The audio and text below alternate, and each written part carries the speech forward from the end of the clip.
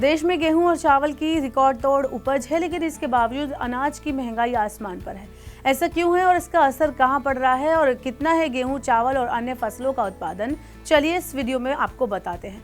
मंगलवार को जिस समय देश का चुनाव आयोग लोकसभा चुनाव के नतीजे जारी कर रहा था, उसी समय देश का कृषि विभाग देश में फसल उत्पादन के आंकड़े भी जारी कर रहा था।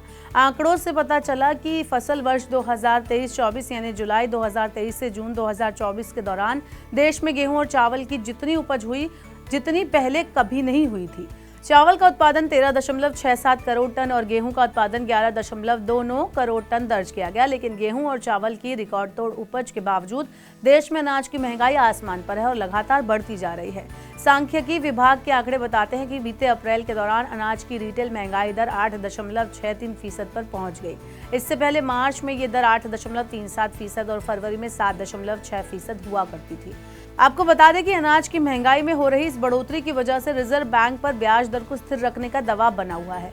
बीती 7 बैठकों से रिजर्व बैंक ने ब्याज दरों में किसी तरह का बदलाव नहीं किया है और संभावना है कि 8वीं बैठक के बाद भी ब्याज दरें स्थिर रहेंगी।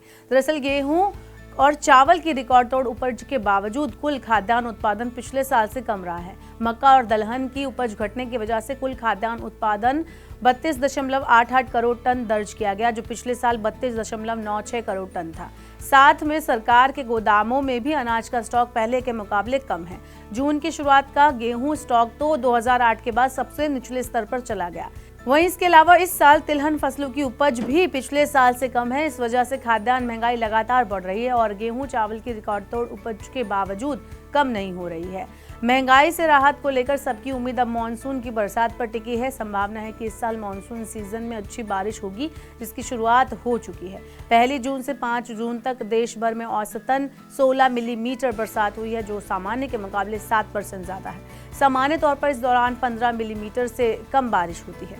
मानसून की बरसात फसल के अनुकूल रही तो फसल उत्पादन बेहतर होने की संभावना बढ़ जाएगी और ऐसा होने पर महंगाई काबू में करने में मदद मिलेगी। ऐसे और वीडियोस को देखने के लिए बने रहिए मनी 9 के साथ।